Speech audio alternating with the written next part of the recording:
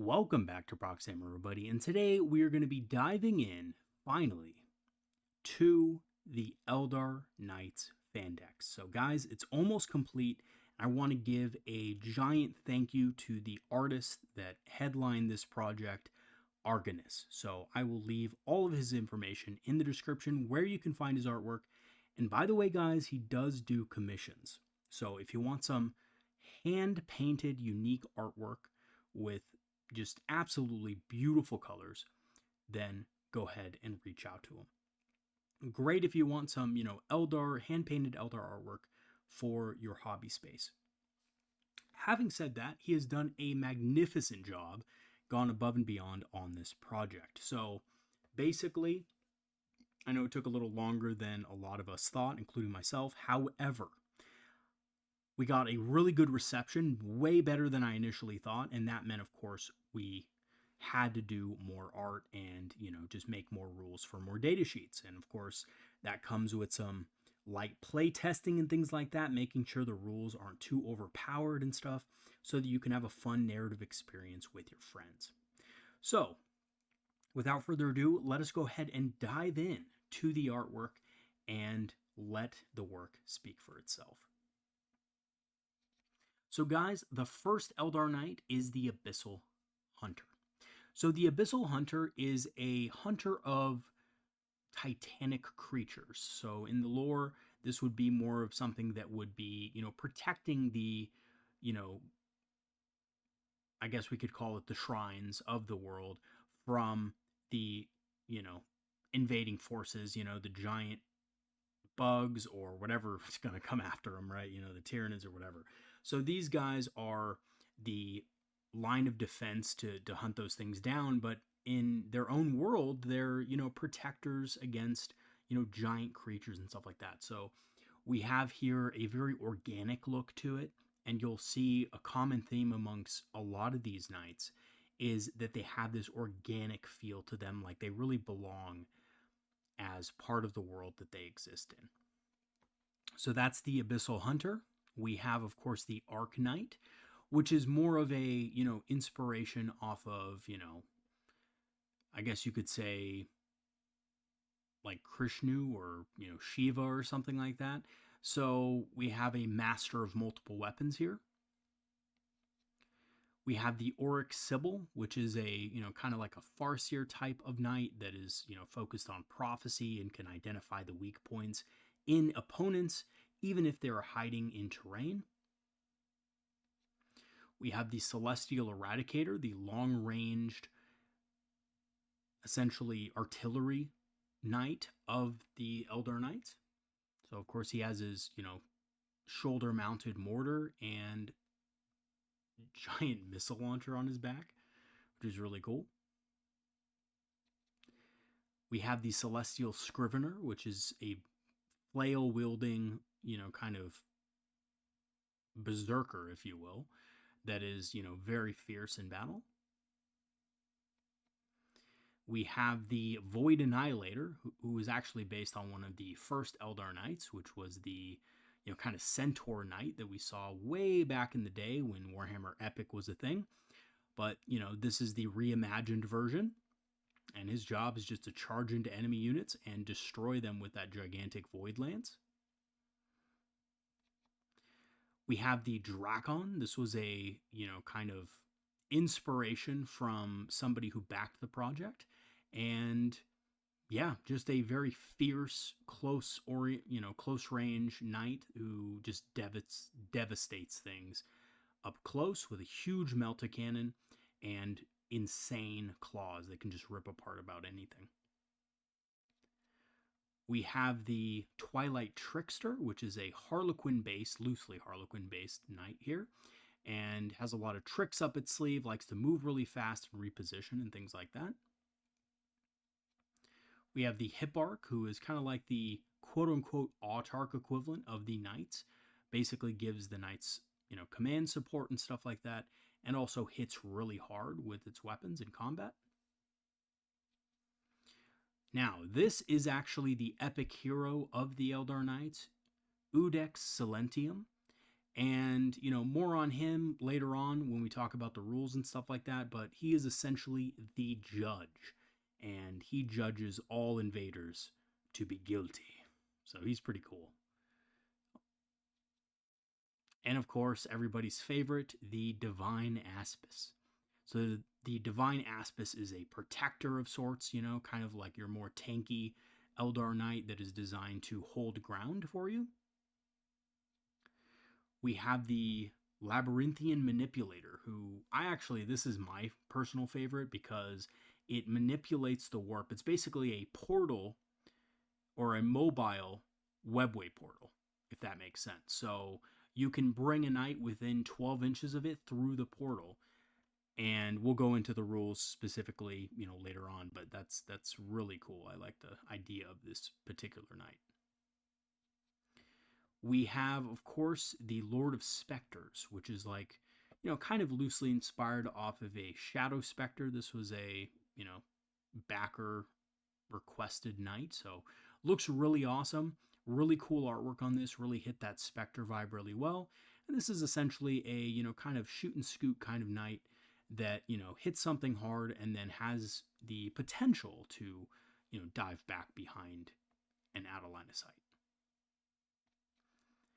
And we have the Fey Mystic, another favorite of mine. This Fey Mystic sucks the life force out of, nearby enemies and converts that into its own bonus power. And of course, has a giant sword spear as well.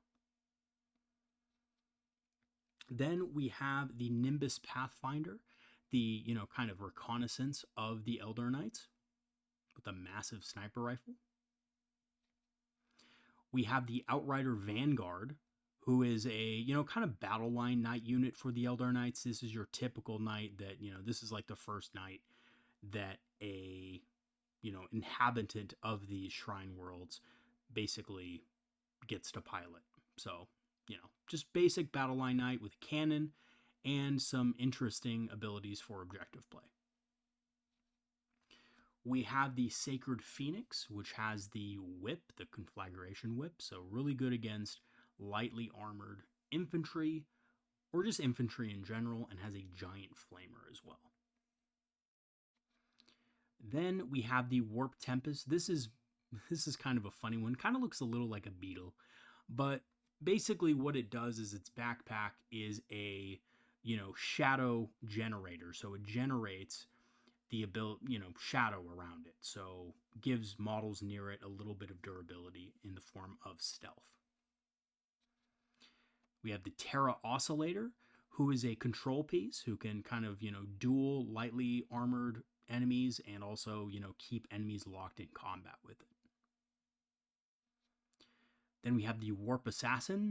The name says it all. It's an assassin that comes out of the warp, quickly dispatches foes, and then has the ability to potentially move extremely fast too when it needs to. And lastly, but not least, we have the Star Stalker. So the Star Stalker is a, kind of bow-wielding knight that excels at destroying heavy infantry. And that's basically the artwork here. Now, you will see all of this artwork in its full glory in the Fandex. But I want to show you one other thing before we go, because I want to also show you guys the efforts that were made towards some of the assets that we're going to have in the book once we put it all together. And lastly, the rules. All right, so here are some of the assets here. As you can see, this is what the data sheets are going to look like. These are all hand-painted data sheets, custom done for this Fandex. So we have the image of the knight in the top left, these surrounded and encompassed by these, beautiful kind of Eldar stylized patterns and gems, which is really cool. And then we have a kind of almost like an organic type of background. You can see here, we just put the image right there. That's the background. These are some of the borders that we're going to use for the, actual rules and abilities. That's an empty one, of course. And of course, this is going to be probably on the inside page, and we'll Put a few credits on there as well. So this is the symbol of the Eldar Knights. Of course, just a random border. We have a corner right there to, label each page number. And that's pretty much it. I don't know why that one's smaller than the others, but there we go. Okay, now it's bigger. I guess my computer just didn't read it right. So there we go. There's the art and the assets. I hope you got a good look at that. This has been a lot of work for Argonus. So, if you guys get the chance, please thank him for his work. He's done an amazing job. And like I said, if you guys want to, kind of, get any artwork done for your hobby space or anything like that, Eldar Artwork, he is exceptional at doing, art in the style of John Blanche or anything else that you might wish. Okay, so we're going to go ahead and look at the rules in just a second, and we will be right back. All right, guys, this is the working Eldar Knights rules. So these are the rules that the army will have. So let's go over them. Now, in the comment section, if you guys want to kind of make any suggestions or anything like that, you are more than welcome to. However, at this point, everything is pretty balanced with, how the game state is at the moment. And I think this also has a lot of room for, being able to withstand any changes that is going to be made in 11th edition. So let's go and talk about it. So these are the army rules. You have nimble. So the nimble rule is actually applied only to the light knights. So the little baby knights, basically. The armiger-sized knights, if you will. Each time this model makes a normal, advance, or fallback move, it can move through models excluding monster and vehicle units. When doing so, it can move within engagement range of enemy models, but cannot end that move within engagement range of them. So it's essentially a lesser fly for these models. Because Eldar Knights are nimble, they're quick on their feet, they're a little spindly, so to speak, they can, easily transverse over lesser beings. So, they can move over infantry models and stuff like that. We have Titanic Momentum. This is the ability for the bigger knights. And essentially what it does is it just allows them to be able to move over monster and vehicle units also. So it's the same thing as Nimble, except now they can move over, vehicles and monsters. So just like Imperial Knights can, there's really no difference in the rules there. The biggest difference between the Eldar Knights and the Imperial Knights or Chaos Knights is that their little knights also get to move over enemy models. Now, the detachment or army rule, the army rule for the Eldar Knights is Engines of Fate. So, depends what battle size you have, Incursion, Strike Force, or Onslaught. If it's Incursion, you get to select 2 Eldar Knight units, Strike Force 3, and Onslaught 4. Until the start of your next command phase, so basically at the start of your command phase, you select a number of knights in your army and they get the following bonuses. So, in a Strike Force game, you'd get 3 of your knights that could either reroll hit rolls of 1, reroll wound rolls of 1, add 1 to the advance and charge rolls, or improve the OC characteristic of models in this unit by 2. Unless otherwise stated, each Eldar Knight unit must select a different ability from the list above. So this means that you can't just spam one thing in your army and expect it to operate at full capacity every turn. You can't just roll, say, oh, all of my models are going to reroll hit rolls of 1 here and just call it a day. You have to select the ability. You have to select the abilities that are different from each other, essentially. So even though you do get 3 of these in a Strike Force game, all of them have to be different. So, and there's some rules in different detachments which can potentially allow you to do extra, ones of these, like maybe get 4 or something like that.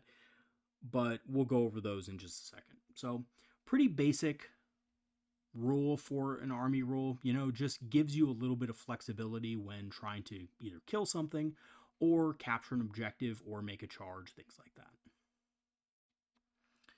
Okay, so here are the datasheet abilities essentially, and here's the basic stat line. Small knights are going to have a base movement of 14. They're faster than, your typical Imperial Knight. So Imperial Knights, the small ones, they move 12. These will move a little faster.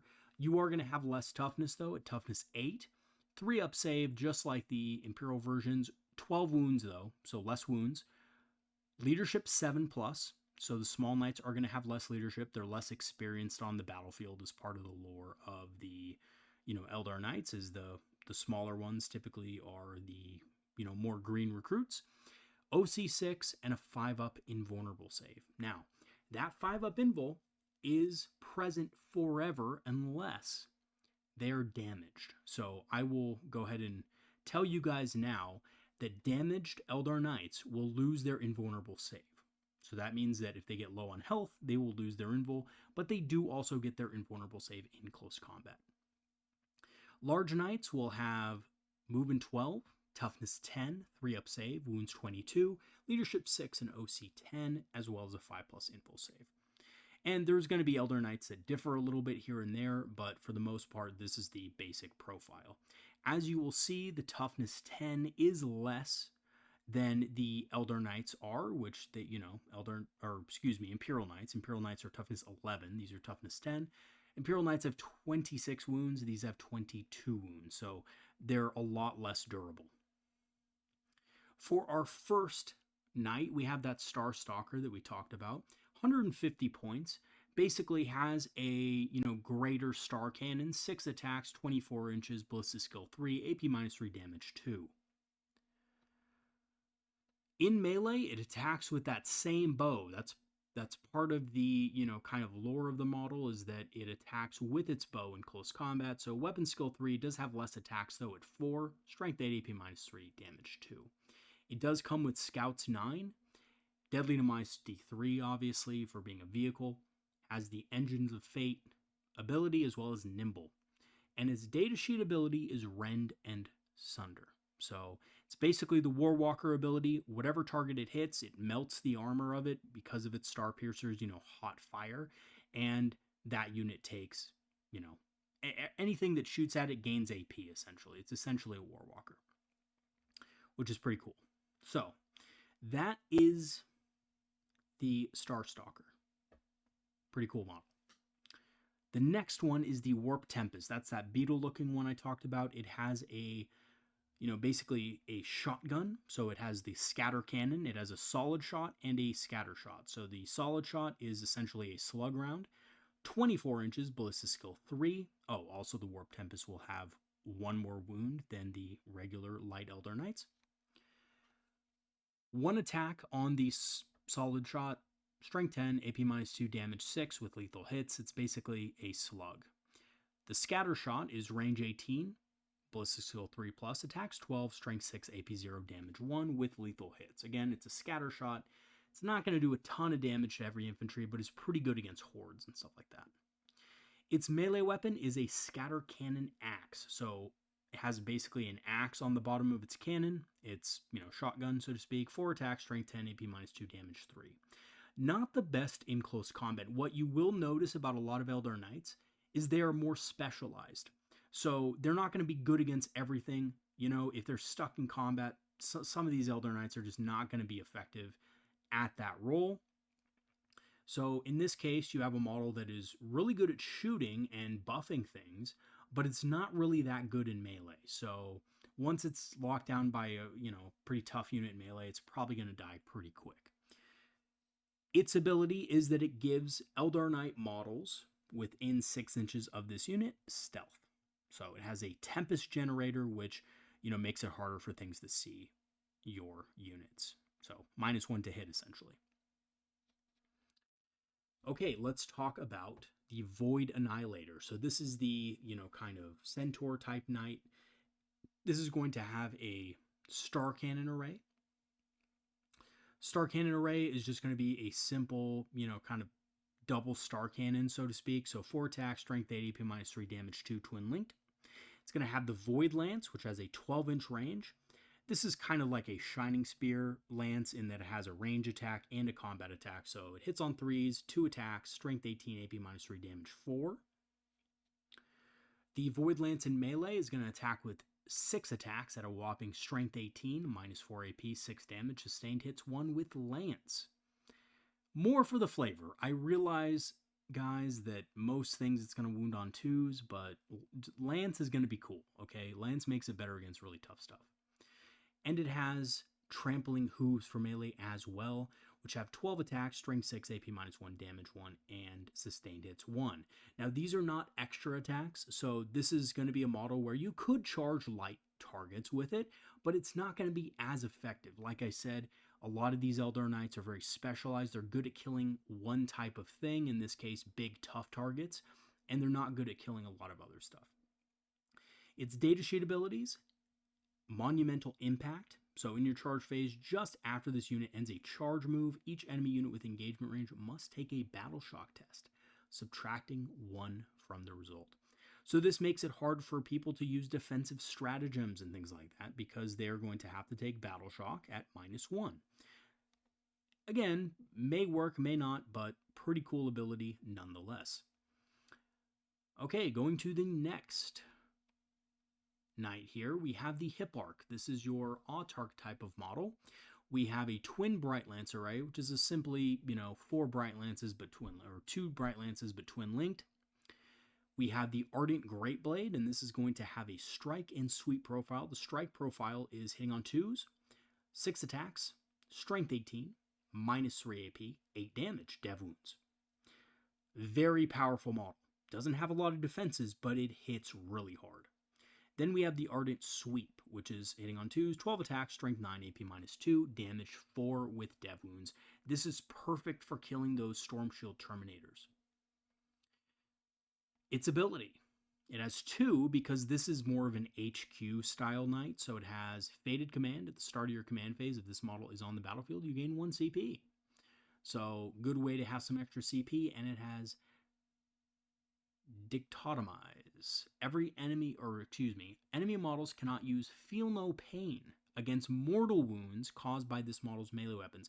So essentially, if you score a devastating wound, so you roll a 6 to wound because this model has dev wounds on its weapon, your opponent cannot use Feel No Pain against those dev wounds. Although, of course, they can use Feel No Pain against all the other wounds that aren't devs. I've had a couple people say this is kind of a broken rule. I really don't think so. I think if a 425 point model hits you and wants to kill a 200-point unit of like Deathwing Knights or something like that, I think you should be able to kill at least 4 of them. That's just me though. So yeah, that's what it is. Pretty cool model there, Awesome abilities. You got to use it well though, or it will just die very easily with that very low durability stat line.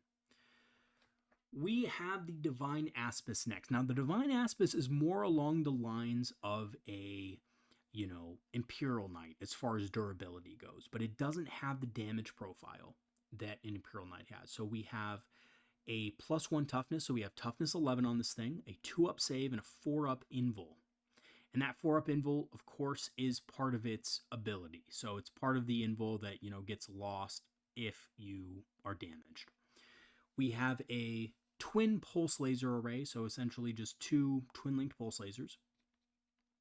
We have the Spear of Divinity, which is going to be hitting on 3, 6 attacks, strength 18, AP minus 3, damage 5, anti-mounted 2+. This is more of a flavor type of thing. I know it's mostly going to be wounding on 2s against pretty much everything, but this is a flavor-oriented ability. So, its ability is Divine Protection. When this unit is in range of an objective, each time an attack targets this unit, subtract 1 from the wound roll.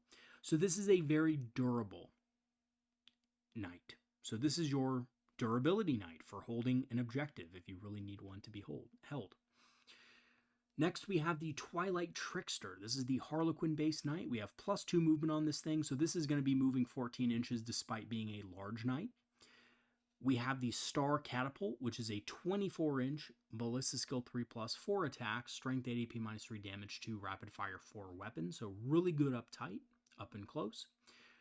The Jester's Delight is the melee weapon. It hits on 3s, 8 attacks, Strength 12, AP minus 3 damage for dev wounds. So it's essentially a giant Harlequin's Kiss. Its ability is called Puncture. When this unit's melee attacks destroy a transport model, roll 1d6 for each disembarking unit. On a 2+, that unit takes d6 mortal wounds. So on top of the normal mortal wounds that enemies would take for disembarking out of a transport, the Puncture ability gives you a chance to deal even more mortal wounds to that unit.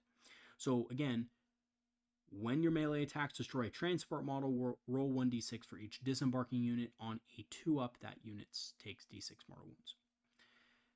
Fate's Jest is the second ability. Each time this unit makes a pile-in or consolidation move, it can move up to 6 inches instead of 3.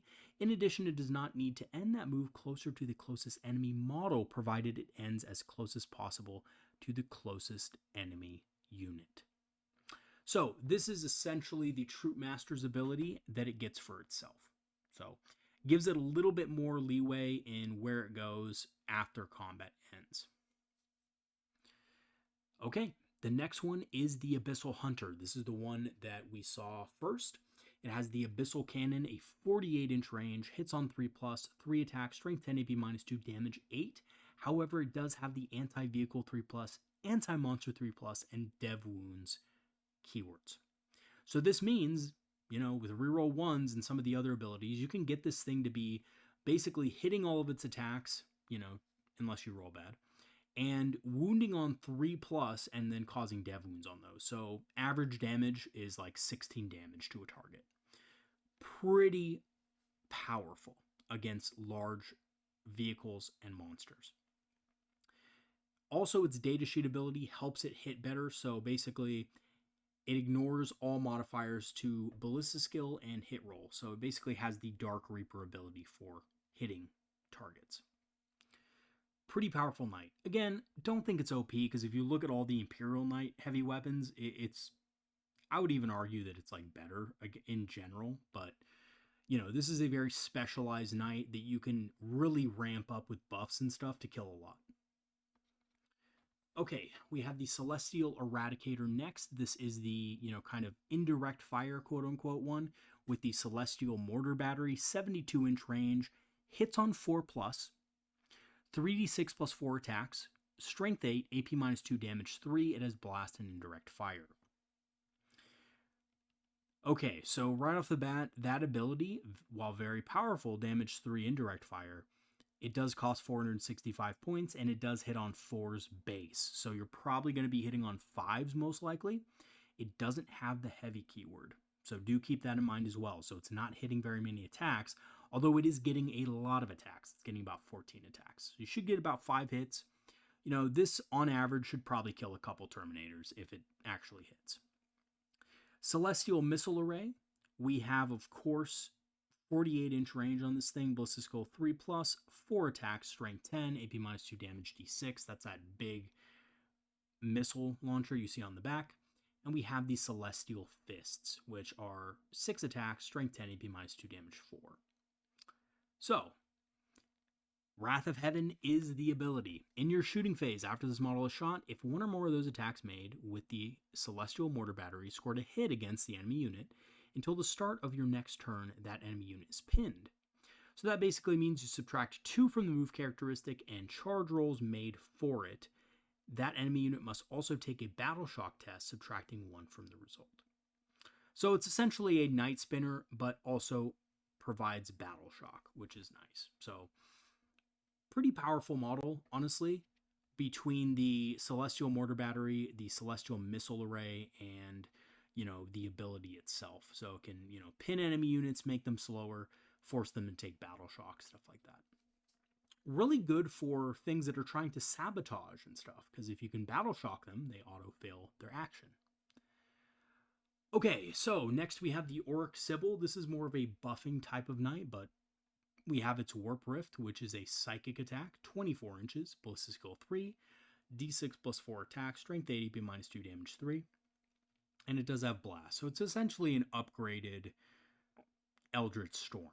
It has a Prophetic Spear, which has 3 attack, strength 10, AP -2, damage 6. It does have the psychic keyword, unfortunately. I hope that changes in 11th, but, for now, we just have to put it there. Or we can take a Prophetic Blade, which is 6 attack, strength 8, AP -1, damage 3, and psychic. So, depends what you want to do. You want to kill 3 wound models, or do you want to do more damage to heavier targets? You get to choose. Its abilities are as follows. It has Auric Protection, has a 4-up Feel No Pain against mortal wounds, and at the end of your movement phase, it has the ability to select one model right? So select one friendly Eldar Knights unit within 18 of and visible to this model till the start of your next command phase. That unit's ranged weapons gain the ignore cover special rule. So you don't need line of sight on the enemy unit. That's the key, right? You just need line of sight to your own unit. You cast that orc guidance on them, and then they ignores cover. Pretty cool. That's how I think that's how it should work. It makes sense that Eldar, kind of stuff would work this way. Then we have the Fey Mystic. The Fey Mystic is one of my favorites. We have the Warp Siphon, 18 inches, Ballistic Skill 3 plus, attacks D6 plus 2, Strength 6, AP minus 2, damage 2. It does ignore cover, base, psychic, and has anti-infantry 2 plus. We have a Shuriken Cannon array, so that's basically 2 twin-linked Shuriken Cannons on this thing as well. In melee, it has the Sword Spear of the Fae, so 6 attack, strength 8, AP minus 2 damage, 4 dev wounds. Now this may seem pretty tame, and it is for the cost, but its ability is really what sets it over. You have the Siphoned Power, so in your shooting phase, after this unit has shot, select one enemy unit hit with one or more of those attacks. If one or more of those attacks made with its Warp Siphon destroyed a model in that enemy unit, double the attack's characteristic and add 2 to the strengths characteristic of melee weapons equipped by this till the start of your next command phase. So that means your Sword Spear of the Fae goes up to attacks 12, strength 10, which is pretty insane. So this model becomes really powerful if it's able to kill an enemy model in its shooting phase with the Warp Siphon, which isn't that hard to do against marine units and stuff like that. You just need to kill a model there. And you get really powerful melee. Now, of course, there are ways to make sure that you kill a model with buffs. You can, give it reroll ones to hit with the army special rule and stuff like that. So there's a lot of ways to buff that to make sure it happens more often. And it does ignore cover, so Marines are just getting a 5+ save against it. And it has anti-infantry 2+, so you're most likely going to be at least able to kill one Space Marine with that. Okay, next model is the Labyrinthian Manipulator. This is actually my favorite knight because of the ability, but we'll read its ranged weapons. It has the Warp Coil, 18-inch range, 8 attack, strength 7, AP minus 2, damage 2, sustained hits 2, and psychic. Nothing to write home about, but certainly good against certain targets. And it has the Daedral Staff, which has 6 attack, strength 10, AP minus 1, damage 4, sustained hits 2. A lot of sustained hits with this thing means that it's better against infantry than it is against hard targets. Its ability, though, is really what I like about it because it adds a lot of dimensions to the game, adds a lot of trickery to your army. So Ghost Walk. At the end of your movement phase, select one friendly Eldar Knights unit within 12 and visible to this model. Remove that unit from the battlefield and set it up again in base to base contact, with this model without ending within engagement range of enemy models. Each unit can only be selected for this ability once per turn.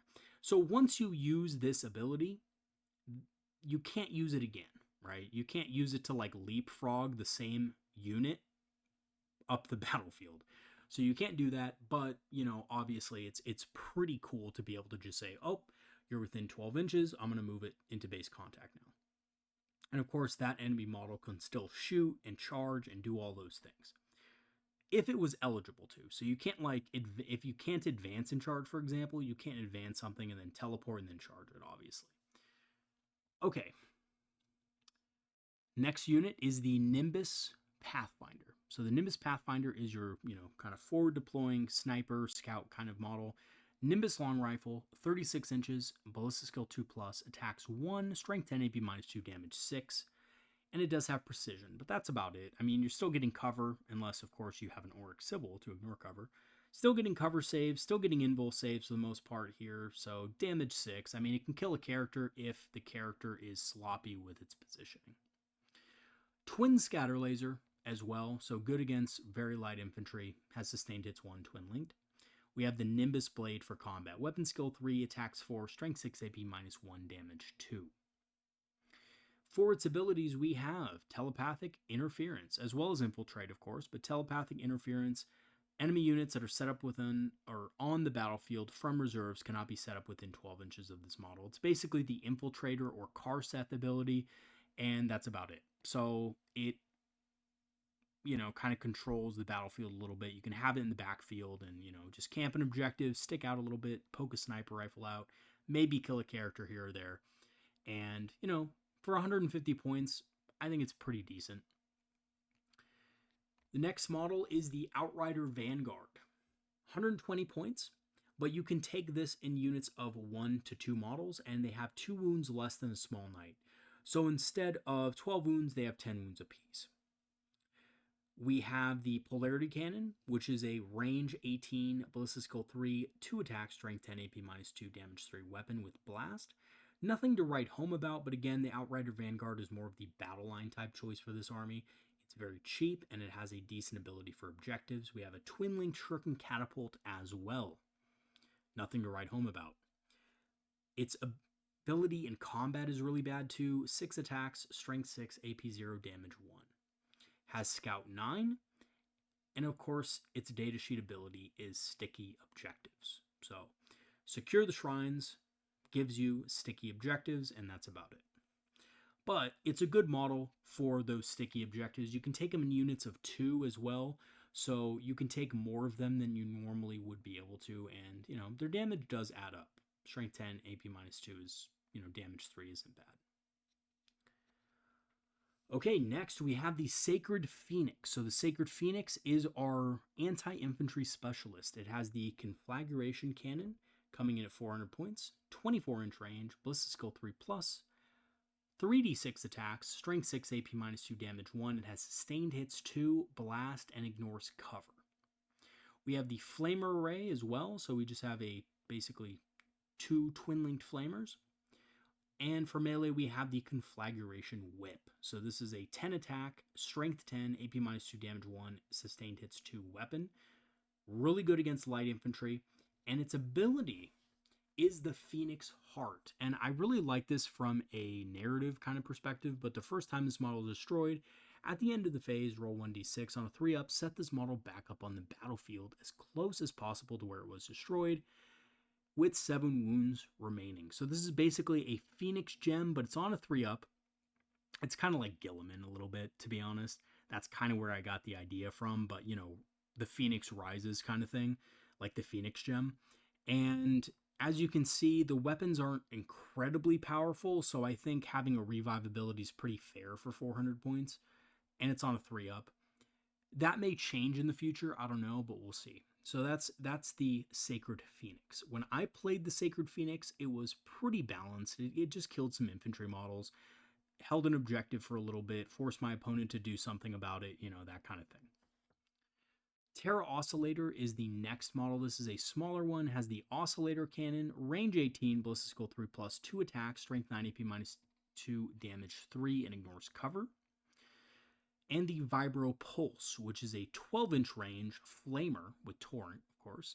D6 attack, strength 7, AP minus 1, damage 2. So this model really attacks, it's more of like it attacks with Vibro type of weaponry, and its melee is the Vibro Fist. So 3+ to hit, 6 attack, strength 8, AP minus 2, damage 2, and twin linked. Now, that's a pretty tame profile as far as its melee, but its ability is really good, and its ability is called Unstable Ground. Enemy units, excluding units with the fly keyword, of course, because they don't care about earthquakes and stuff like that, cannot fall back while in engagement range of this model. So, enemy units that do not have fly cannot fall back. Pretty cool. Okay, and almost last, I believe, is the Warp Assassin. So we're almost there. Shadow Spinner, 18-inch range, 2d6 plus 4 attacks, strength 7, AP minus 2, damage 2. It has ignores cover, twin linked, torrent, and precision. Again, this is an assassin type character, so this is going to be a precision weapon. And its paired Shadow Blades is also going to be a precision weapon. 10 attacks, strength 10, AP minus 2, damage 3, lethal hits, twin linked, and precision. Once per game, in your movement phase, when this unit is selected to make a normal move, it can move up to 24 inches. It is a Warp Spider, basically. So it is a Warp Spider Knight. When this unit uses this ability at the end of the phase, roll 1d6. On a 1, this unit suffers 3 mortal wounds. So it can only use it once per game, though. So, it does have Deep Strike. The thing about this is it's really good at killing characters and units and stuff. It's not really good at killing other heavy stuff, right? The strength of the weapon is relatively low. It's going to be able to kill infantry models and characters and stuff, but that's about it. And it is very squishy, and it is 385 points. So do keep that in mind that Eldar Knights are going to be a little more expensive. You do have to use them well to get the most out of them. Cool abilities, though. Right? The abilities are all designed to be really cool, really fun, and force your opponent to really think about where they want to put their models. The next one is the Drakon, or Drakon. So Drakon Breath, they have two versions of this, the Flame and the Melta. The Flame is a 18-inch D6 plus 3 flamer with strength 8, AP minus 3, damage 2. It has Assault, Ignores Cover, and Torrent. The Drakon Breath Melta is 24 inches, hits on 3s, 4 attacks, strength 12, AP minus 4, and damage D6. It has Melta 4 and Assault. Okay, so in melee, this thing is a beast. The ranged ability isn't great, it's okay, but the melee ability is really where this thing stands out with 6 attacks, strength 14, AP minus 3, damage 6, and twin linked on its claws. And its sweep has 12 attacks, strength 7, AP minus 2, damage 3, twin linked, which is really good.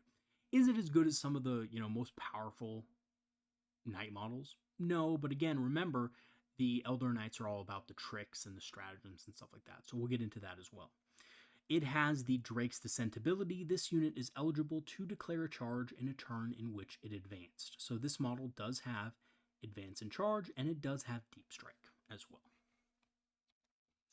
which is really powerful. And this is coming in at 415 points, so quite a bit, quite expensive for what it is. Okay, we have the Celestial Scrivener next, 370 points, slightly cheaper knight. Scatter Laser Array, which is just 2 Twin Link Scatter Lasers. We have the Star Scourge melee weapon. It has 6 attacks, hitting on 3s, strength 16, AP minus 4, damage 6. Quite big damage on the strikes. On the sweeps, it has 12 attacks, strength 8, AP minus 3, damage 2. Its ability is Celestial Protection. At the end of your movement phase, select one friendly Eldar Knights unit within 12 invisible to this model. That model may re-roll invulnerable saving throws of 1 until the end of your next command phase. Each unit can only be selected for this ability once per turn. And that's what it does. It's essentially a melee beat stick that has a little bit of an ability to buff another unit in your army. We have the Arcanite coming in next. It is basically a large knight, but with 2 extra movement, just like the Twilight Trickster. It has only melee attacks, no range attacks at all, but the Arcanite weapons are 10 attacks, 12 strength, AP minus 2, damage 4. So pretty good middle ground between really powerful against large targets and really powerful against infantry targets. The datasheet ability is the Whirling Dervish. Once per battle, when this model is selected to fight, it can use this ability. If it does, until the end of the fight phase, its Arcanite weapons have Devastating Wounds, Sustained Hits 1, and Twin Linked. This thing, for one turn in the game, becomes an absolute monster. Absolute monster. So, you combine this with reroll ones to hit, and this thing can hit much harder than its initial profile would suggest. However, I would just mention really quick that this is 385 points. It's fast, it can get into combat easily, but it has no range attacks, and it has no real ability to get out of a position once it's in it. So once it commits, it commits. Next up, we have the Lord of Specters. 365 points for this thing. We have the Lattice Galvanizer Beam profile, which is 72 inches, 3 plus to hit, 3 attack, strength 18, minus 3 AP, damage 6, sustained hits 2. Then we have the Pulse, which is going to be 72 inches of range, hits on 3s, 9 attack, strength 6, AP minus 1, damage 2, sustained hits 2, and blast. It has a massive gunblade in combat, which gives it 6 attacks, strength 12, AP minus 2, damage 3. It's decent. Its ability is that it can move up to D6 after it shoots. Can't declare a charge if it does so. So it's not the 6-inch move that Shadow Specters used to have. It's just D6, so you could roll low on it, but it could prevent it from getting shot at in future turns. Okay, the special character the epic hero, I should say, Udex Silentium, is a 465-point model. Its ranged weapon is the Final Deliberation, 36 inches, hits on 2s, 12 attacks, strength 7, AP -2, damage 3 with dev wounds. Its melee is called the Death Sentence, so it has the strike and the sweep profiles. Hits on 2s, 4 attacks for the strike, strength 24, AP -4, damage 12, anti-character 3 up. This is why he is so expensive, because he just wrecks things. He can go into a large knight and wreck it in one single turn. The sweep is also pretty powerful. 8 attacks, strength 12, AP -2, damage 3, anti-infantry 3+. So still pretty strong, but not obviously as strong as the strike is. The abilities of this guy, we have a couple of them. We have Death Sentence. Oh, and he has a Feel No Pain 6 up. We can't forget that. Death Sentence. Once per battle, when this model is selected to fight, it can use this ability. If it does until the end of the phase, its Death Sentence weapon has the Devastating Wounds ability. Pretty powerful, although it only has 4 attacks on the strike, so, you know, not great there, but it does have 8 attacks on the sweep. Appeal Rejected is the other ability. Each time your opponent targets a unit from their army with a stratagem, if that unit is within 12 inches of this model, increase the cost of that use of that stratagem by 1 CP. So, it basically has the Archon ability, right? The old Archon ability where you, I guess, or Malice's ability, you know? So, pretty cool here. Honestly, really powerful model, I have to say. It is really expensive, and it's not any more durable than a regular Eldar Knight. It doesn't have, I mean, it does have a 6-up Feel No Pain, but that's it. It has 22 wounds, less wounds than normal. You know, toughness 10. It's not going to be surviving a lot of firepower. It's going to kill one thing really well, and then probably just die. So, again, it's one of those things where you have to use it extremely well to make the most out of it. All right, so that's all the knights there are. If I miss one, let me know, and I'll, obviously write it in before we put it all together. But, let me know what you guys think of the rules. A lot of these do seem strong, but keep in mind that a lot of the weapon profiles compared to the Imperial Knight or Chaos Knight weapon profiles are much weaker. It's the abilities that make these models really powerful. So, anyway, moving on, we have the art descriptions here. This is kind of what I had for the idea behind them. And we have the detachments. So, the Eternal Defenders are the, kind of quote-unquote tough Eldar Knights. They're, designed around having more OC and more toughness when on objectives. So while an Eldar Knights unit from your army, excluding battle-shocked units, is in range of an objective, add 2 to the OC characteristic of models in that unit. In addition, if an Eldar Knights model from your army is within range of an objective you control, remember you have to control it, you may reroll invulnerable saving throws of 1. So that's the detachment rule. It does seem a little underwhelming at first, but if you combine the +2 OC they get with the +2 OC you get from your army ability, you're always going to basically be able to reroll saving throws of 1 unless your opponent throws a bunch of models on the objective, which you shouldn't allow, being that you're going to have a really large base. Okay.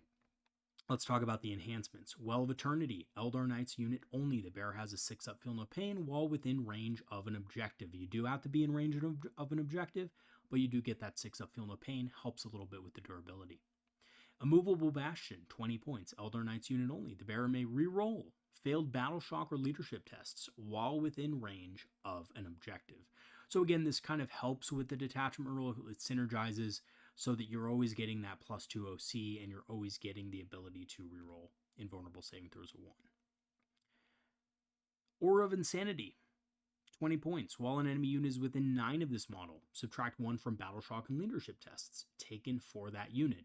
And again, this synergizes with a lot of units that you might take in your army, which, force battle shock and leadership tests. So Celestial Eradicator tech, anybody?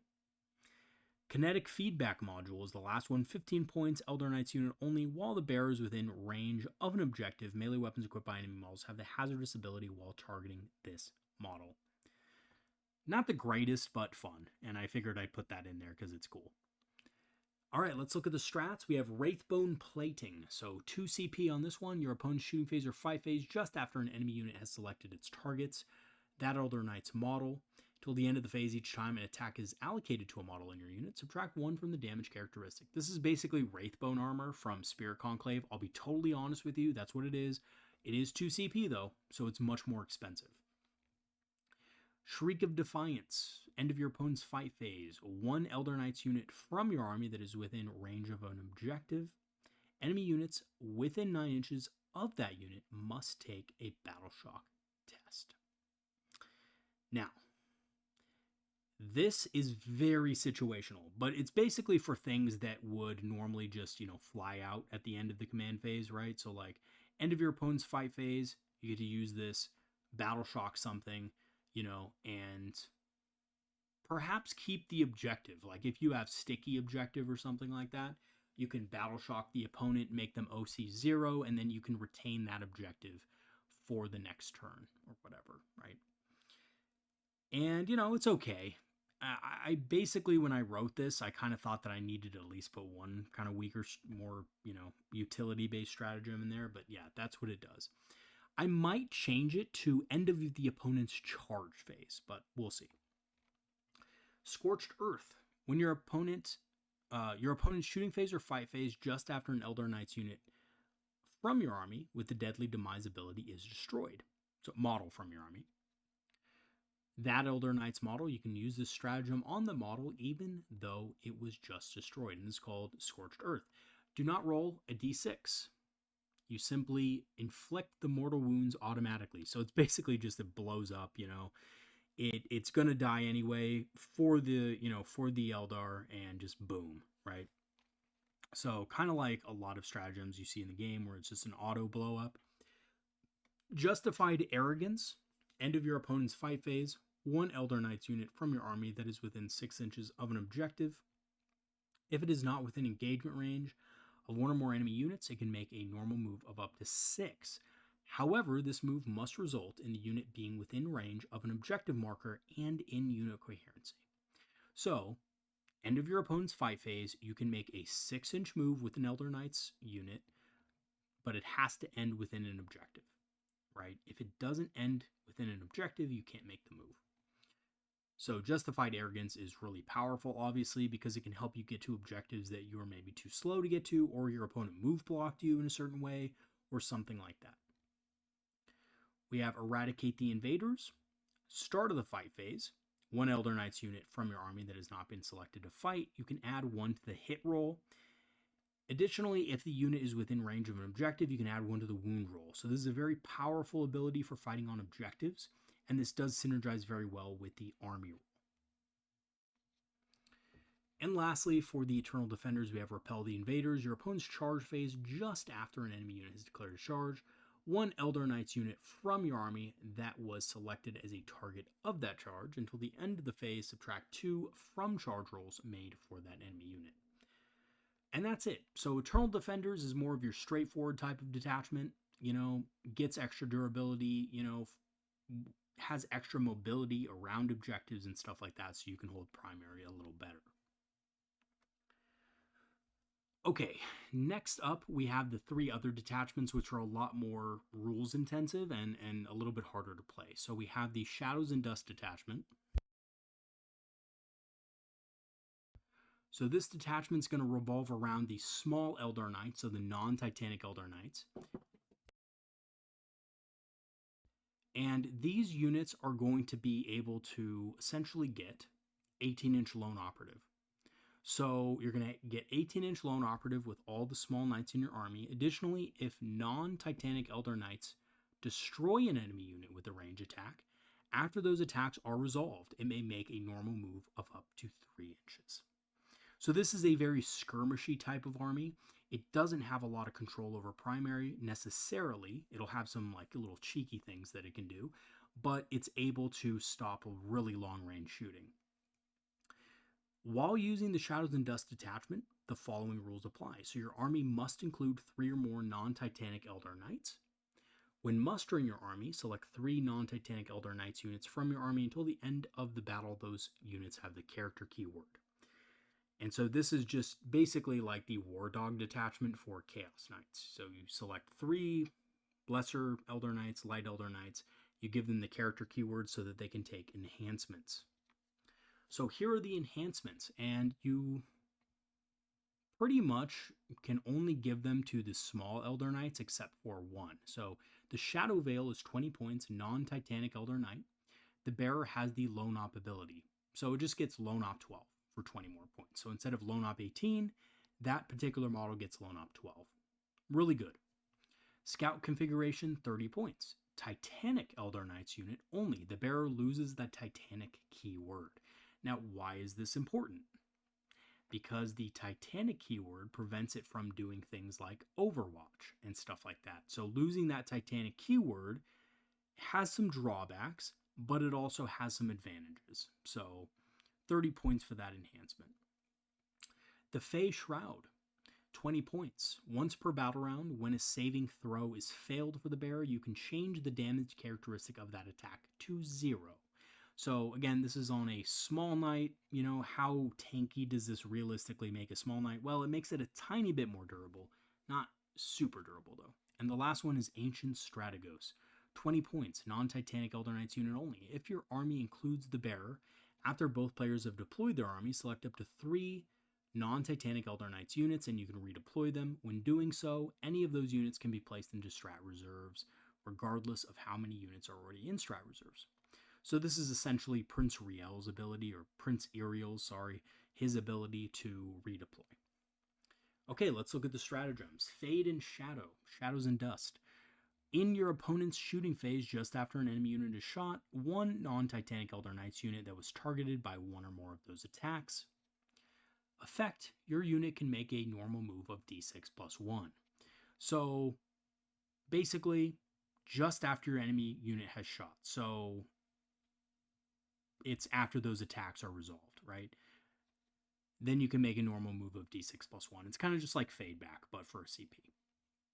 Ultimate Deception, end of your opponent's turn. One non-Titanic Elder Knights unit. You can basically pick up that unit and put it into strat reserves. Ultimate Deception. So kind of like, I don't know, kind of like Chaos Bikers, right? You can remove them from the battlefield and place them into strat reserve. We have Entangling Web, your shooting phase just after a non-Titanic Elder Knights unit from your army has finished making its attacks. If that enemy unit was hit by one or more of those attacks until the start of your next turn, it is entangled. When a unit is entangled, each time that unit makes a normal, advanced, charge, or fallback move, roll 1d6 for each model in that unit. For each one, that unit suffers a mortal wound. Really good against certain types of units, not so good against others. This is basically to try to prevent your opponent from rushing you down. We have Vicious Ambush, which is 1 CP. Start of your opponent's charge phase, one non-Titanic Elder Knights unit from your army that is within 6 inches of an enemy unit. And again, remember, this is the start of your opponent's charge phase. Your unit now declares a charge that targets only that enemy unit, and you resolve that charge as if it were your charge phase. So very interesting stratagem to kind of get the first hit on your opponent there. Usually, unless your opponent has fights first, you will be attacking first within that fight step. So within the normal fight step, not the fight's first fight step, but the normal fight step, you will be able to make your attacks first. Although there's not many small Elder Knights, again, that are really powerful in combat, so I think this is a pretty balanced strat. Fateful Crossfire. You choose 2 non-Titanic Elder units from your army that have not selected to shoot yet, and 1 enemy unit. Until the end of the phase, your unit's ranged weapons gain sustained hits 1 and precision when they target that enemy unit. Hasty Retreat. Your movement phase just after a non-Titanic Elder Knights unit from your army falls back. Until the end of the turn, your unit is eligible to shoot in a turn in which it fell back and may re-roll any desperate escape tests it was required to take. Now, what I will say about this right off the bat is the second part of it is only useful against certain types of abilities, and that's it. So it's very situational, but you do get fall back and shoot, right? The second part of the stratagem is just like, if this happens, you will be able to do, you're able to re-roll the desperate escape test. So there's units in the game that require you to take a desperate escape test if you fall back from them, and this just allows you to re-roll those tests. Okay, so that's that detachment. We have the Masters of the Webway detachment. And by the way, guys, just a quick reminder, if you guys see any rolls that are kind of like iffy or like, proxy hammer, I don't know if that's a great stratagem, or, I don't know if that works the way you think it works or whatever, let me know. I want feedback on this so I can, make the correct changes needed, because this right now is just a rough draft, right? I'm going to get final feedback from the community within the next couple weeks before we, put it all together. And during that period of time, let me know so I can make final changes to it before we send out the codex. Okay, Masters of the Webway detachment rule: Eldar Knights units from your army gain the deep strike ability. Extremely powerful, by the way, really good. In addition, at the end of your opponent's turn, you can select one Eldar Knights unit from your army, excluding those within engagement range, then remove it from the battlefield and place it in strat reserve. So, really powerful detachment rule. Enhancements: Webway Expert. Eldar Knights unit only when this unit is set up on the battlefield using the Deep Strike ability. In your movement phase, it can use this ability. If it does, it can be set up within 6 inches, but it is not eligible to declare a charge. So this is 6-inch Deep Strike for that one model. And usually your opponent's going to kill that model, most likely, so, it is what it is, but it gets a 6-inch Deep Strike once a game. Warp Frenzy. Well, okay, I will say this, not always, because you can always combo this with a Rapid Ingress, right? So you can Rapid Ingress and then... No, sorry, excuse me. You can't Rapid Ingress with it, so if you read the ability, I remember now, I specifically made it so that you couldn't do that. So you get the 6-inch Deep Strike, but you can't Rapid Ingress 6 inches. Warp Frenzy. Eldar Knights unit only when the bearer is set up on the battlefield using the Deep Strike ability, its ranged weapons gain sustained hits. So pretty good damage boost there. Emergency Webway Shunt. Eldar Knights unit only. This is a fun one. The first time the bearer is destroyed, roll 1d6. On a 2-up, remove that unit from the battlefield and place it into strat reserves with d3 plus 3 wounds remaining. 40 points, very expensive enhancement, but really cool. And of course, with d3 plus 3 wounds remaining, chances are your model is going to be just very damaged. It's not going to have an invul save, it's going to be half OC, so it's going to be, less than at full strength. Rapid Webway Deployment is the other one. For the purposes of setting up this bearer on the battlefield, treat the current battle round number as being one higher than it actually is. So, Logan Grimnard's ability. Okay, let's look at the stratagems. For 1 CP, we have Warp Shielding. Your opponent's shooting or fight phase just after an enemy unit selected its targets. One Eldar Knights unit that arrived from reserves during this battle round. A thing you will notice about all these stratagems is they all require that Eldar Knights unit to arrive from reserve. So there's a lot of reserve type stuff in this army, but for the abilities to go off properly, you need to manage your reserves well. Till the end of the phase, each time an attack targets your unit, worsen the armor penetration characteristic of that attack by 1.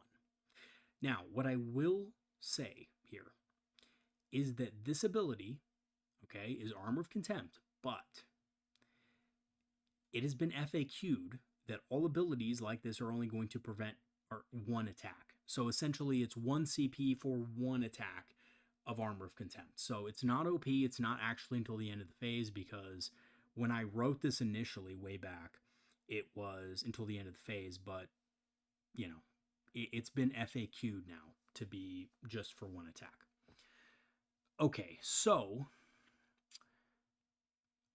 we're going to probably have to change this stratagem slightly, but I don't know if it's that big of a deal, but let me know in the comments. Ionized Warp Field. End of any phase, 1 Eldar Knights model that arrived from reserve during this battle round. Select 1 objective marker you control that your unit is within range of. That objective marker remains under your control until your opponent's level of control over that objective marker is greater than yours at the end of a phase.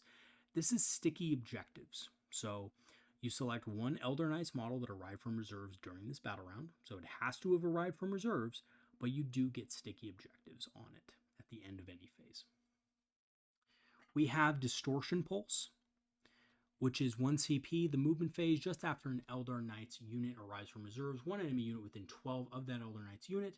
Roll 66 for each 3-up. The enemy unit suffers 1 mortal wound. So this is a, like an upgraded version of Grenade. Webway Slipstream. So End of your opponent's shooting phase, one Elder Knights unit from your army that was hit by one or more attacks this phase. If your unit is not within engagement range, remove it from the battlefield and place it into strat reserves. You're going to see a lot of this. Okay. Immune to Warp Corruption. 1 CP, any phase just after a mortal wound is allocated to an Elder Knights unit from your army. Till the end of the turn, models in your unit have the Feel No Pain 5+ ability against mortal wounds. Eye in the Warp. At the start of your opponent's movement phase, one Elder Knight's Psyker unit. Until the end of the phase, enemy units that are set up on the battlefield from reserves cannot be set up within 12 inches of this model. Okay, and that's it. So, I will say this as a last kind of thing. Think about how good the Labyrinthian Manipulator is in this list and the kind of crazy crap that you can pull off with it. And I'll leave it at that. Okay, the next detachment is Favored of the Heavens. Detachment rule, Elder Knights units from your army can reroll advance rolls. In addition, ranged weapons equipped by Elder Knights models from your army have the Assault ability. So this is a very in-your-face type of detachment. Okay, enhancements. Mark of the Artificer. The bearer's melee weapons have the Lance ability. That's pretty good. There's a lot of Elder Knights models where they are lower strength, so having Lance on their weapon is really good. Mark of the Blooded, 25 points. The bearer has the following ability, Aura. While a friendly Elder Knights unit within 6 inches of this model is within 6 inches of this model, add 1 to the advance and charge rolls made for that unit. Pretty good. Mark of the Lord. The bearer may reroll any failed battle shock or leadership tests, which is okay. I mean, but, it does help you when you're having to take Shadows in the Warp or something like that. And then we have Mark of the Healer, 30 points. The bearer has the following ability. In your command phase, select one friendly Elder Knights model within 6 inches of this model. That Elder Knights model regains up to D3+2 lost wounds. So a little bit of healing. Stratagems, Total Annihilation, the fight phase. One Elder Knights unit from your army that has not been selected to fight. You get to reroll a wound roll of 1. So you get to reroll wound rolls of 1. If the target of that attack is below starting strength, you can reroll the wound roll instead. A lot of Elder Knights can shoot their target and then charge it. So being able to shoot, kill a model, and then charge something means it's below starting strength, and you will get full rerolls to wound. We have Rage of the Eldar, your charge phase. One Elder Knights unit from your army. Until the end of the phase, your unit is eligible to declare a charge in a turn in which it advanced. We've seen this before, but this is the melee detachment, so we definitely need this in the army. We have Ephemeral Strike, end of the fight phase. One Elder Knights unit from your army that was eligible to fight. If it is not within engagement range of one or more enemy units, it can make a normal move of up to D3+3. Otherwise, if this unit was eligible to fight this phase, this unit can make a fallback move of up to D3+3. This is the Sky Reaver ability. So this is the new kind of Sky Reaver's ability. And it's ironic because I actually wrote this before I actually knew about the Sky Reavers. So when the Sky Reaver ability came out, it was kind of funny that this was what it was. But, I might change this a little bit, but what I can see is that, this is a good stratagem, right? I think it's fine. Let me know what you guys think about it, though. Deft Deflection is the next one.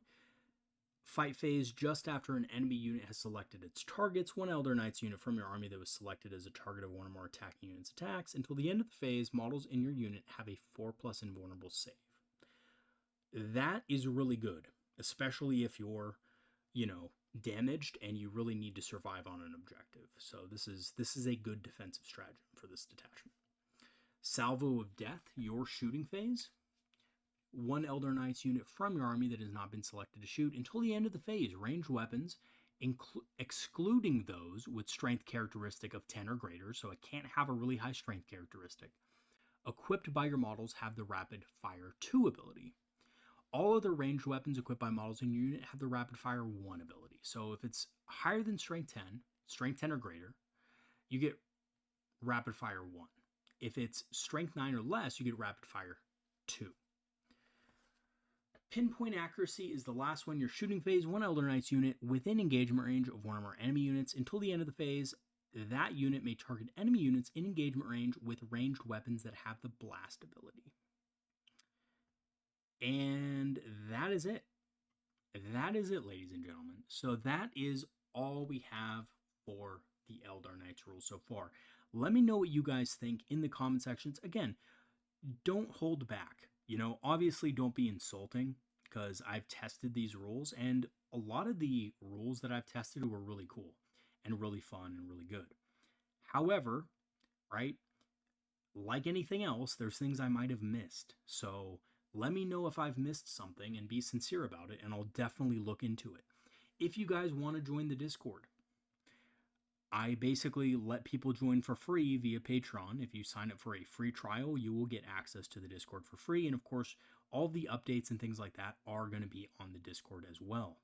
So you're welcome to join the Discord and ask me questions, provide feedback, all that good stuff. So when we release this thing, it'll be great, you know, because I want the Fandex to be a success. Okay, guys, that's going to be it for today's video. Once again, let me know if you guys have any questions or anything like that. Let me know if some of the stratagems seem a little bit funky. Maybe we can talk about how to improve them. You know, I'm very open to the community's ideas about this, you know, so just let me know. And that's going to be it for today's video, guys. Thanks for watching, and I'll see you guys next time. Have a good one, everybody. Peace out.